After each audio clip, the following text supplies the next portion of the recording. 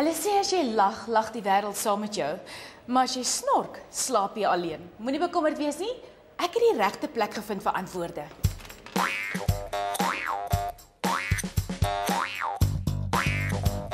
Nou Dr. Cotton, die meeste van ons maak grappies oor snork en ons spot die ouens.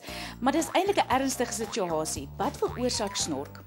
Well, snoring is a very dangerous thing because it can lead to sleep apnea, which is also very dangerous. And it breaks up your sleep pattern, so therefore you're always tired in the morning. Not only you, but your sleeping partner, whoever it is. Maar wat veroorsaak snork? Is dit jou geblokte neus, sinus? No, it's a fallacy. It doesn't come from the nose, it doesn't come from the sinus, and it doesn't come from a deviated septum. This is what people are always told. It comes from the soft palate, the uvula and the tonsillar area. Nou as ek weet ek snork en ek het 'n groot probleem want almal bly wakker gedurende die nag. Wat is die eerste stappe wat ek moet vat? Well, the first thing is that you have to make an appointment because we do not just sell this over the counter. You can't buy this over the counter. You fill out a form. We want to know your health history, which is very short. And the most important thing is we do a Epworth sleep scale. The Epworth sleep scale are a series of questions which you answer from 0 to 3. And depending on your reading, we can more or less work out if you are just basically a snorer, if you're a mild snorer, or a severe snorer. We can also work out if your apnea is mild, moderate, or severe. But in addition to that, there are about 6 or 7 other questions which lead on to the apnea position. So as jy nou klaar die vorm ingevul het, wat is die volgende stappie? Well, you come in to the surgery and then I discuss that form with the patient. You've got a snoring problem. Yeah, Doc, it's quite a bad problem. Lack of concentration at work. My fiance actually doesn't sleep with me anymore. I was told to see a snow clinic or move out. Okay. Well, you filled in the ESS, which is the Epworth Sleep Scale, which is an indication of your snoring and if you've got any sleep apnea. So you've got a total here, 2, 4, 6, 7, of 8, which is an indication that you must probably have, besides the snoring, have got a very mild sleep apnea. Okay. And that's why you're tired, because the signs and symptoms of sleep apnea, one of the main symptoms is the tiredness. We then examine the patient. It's very important to examine the temporomandibular joint because what we use is we use an oral appliance, and that oral appliance brings the lower jaw forward. And when it brings the lower jaw forward, it brings the tongue forward. Now, if we bring it forward too much, we've got certain measurements which we see in the laboratory once the models are cast.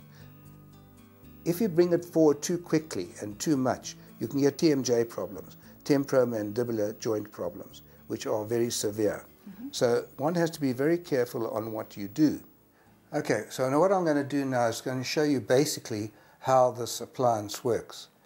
If this is a normal mouth, it's a model of a normal mouth, what happens is that when you go into REM sleep, your lower jaw falls back. So it does that. And automatically, because the tongue is attached to that lower jaw, the tongue will fall back. And it'll create a problem in closing the airspace at the back.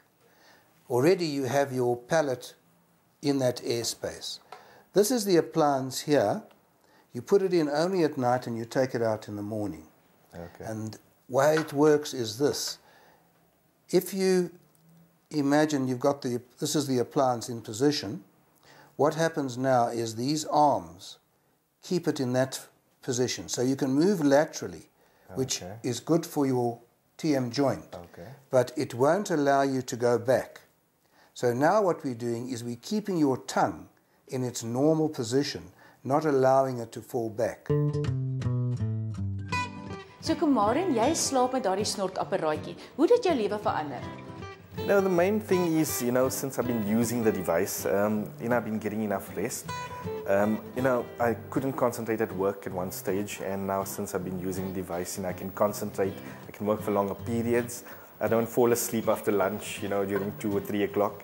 And you know, for me also most importantly, I used to fall asleep in the traffic, and it was quite serious. And you know, since I've been using the device, you know, my life is much better, it's much safer, and at the end of the day, you're getting the rest you need. Nou dokter, ek het al baie goedjies op die mark gesien wat 'n mens kan gebruik as jy snork. Werk dit? No, definitely not. You can buy a spray and you can buy a pillow. The spray is around 100 rand, the pillow is about 400 rand. I think we should take that money and give it to charity. That's the best thing, because they don't work. There's an oral appliance which they've tried to copy. It's a boil and bite system. After the first night you want to swallow it and it's loose in your mouth and it's not effective and you can't get it into the correct position, because the ones that we make are made for the patient. It's custom made.